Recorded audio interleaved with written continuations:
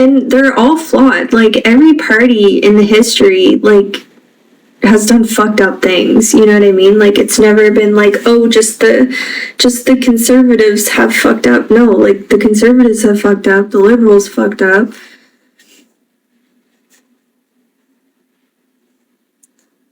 Well, and there doesn't have to be a revolution. It just, something, like, needs to change how it is, you know what I mean? Like,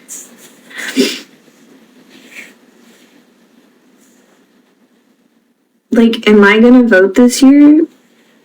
Probably not. Like,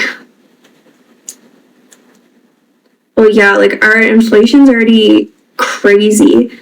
But, like, I will say, I do not know much about economics. Like, I'm a political science girl. Economics is, like, a whole other ballpark. So I really don't understand how inflation works. And, like, I've read about it before, and it still doesn't really, like, make sense to me. Thank you. Thanks for the follows.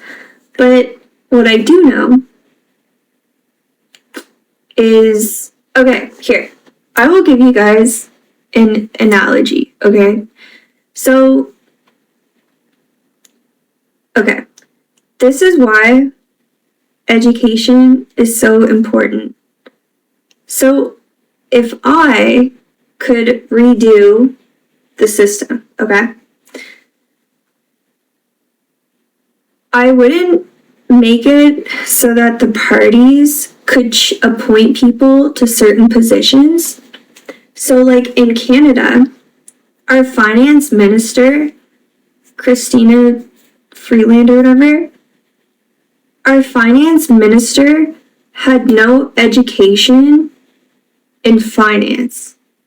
She didn't even have so much as a math degree or an economics degree or anything, okay? If you fall and you break your leg and the bone is sticking out of your leg, okay, who would you go to? You'd go to a doctor, right? You wouldn't go to a dentist.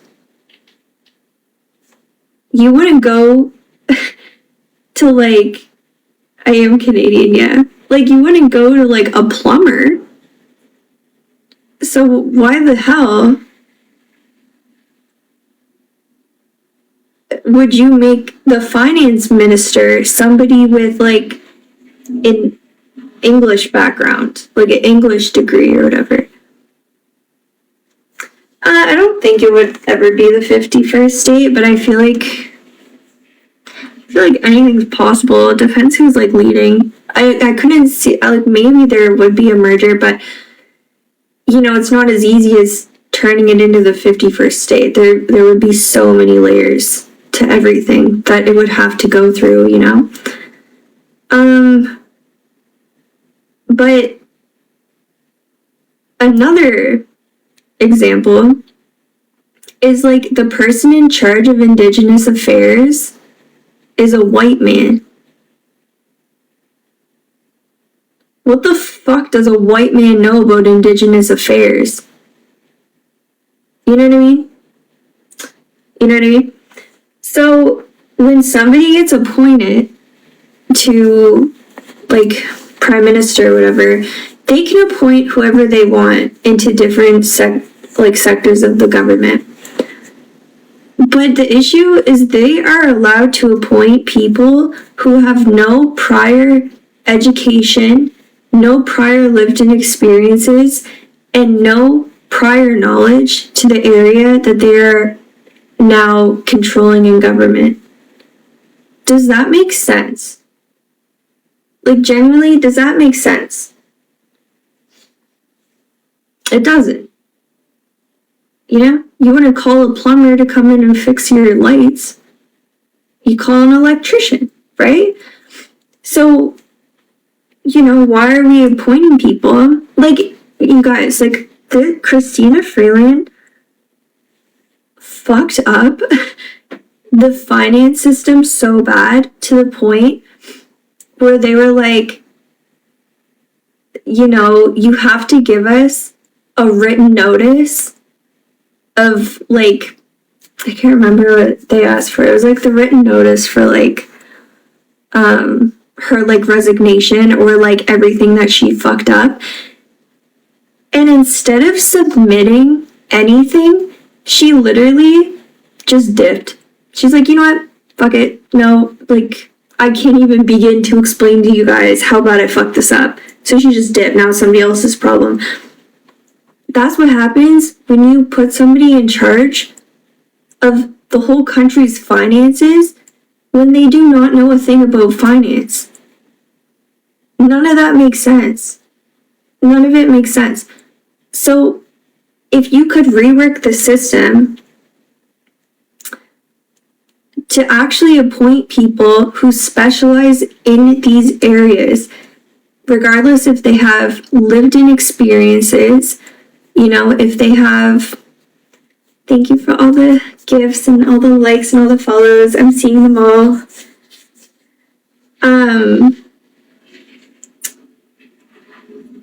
But it doesn't make sense, right? But yet we're allowing these people, PJ check, just wearing some socks and some shorts. Oh my god. But do you guys get what I mean? Like, this is why it's so important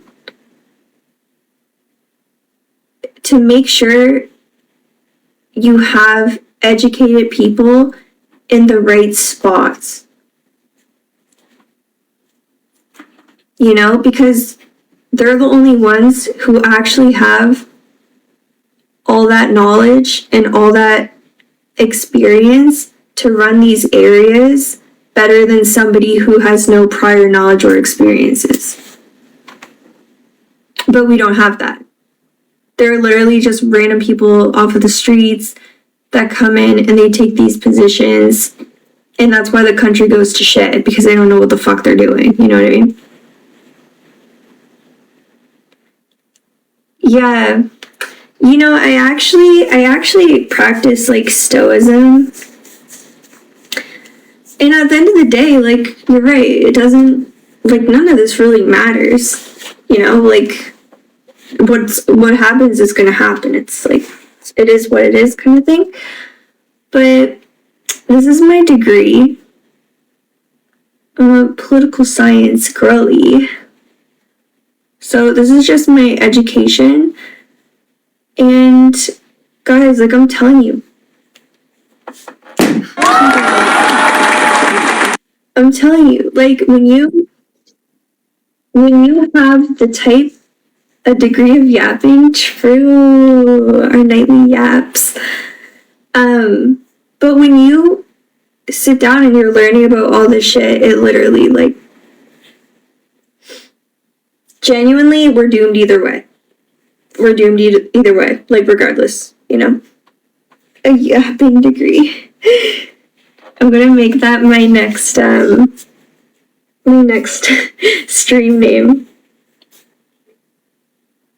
Thank you. Yeah.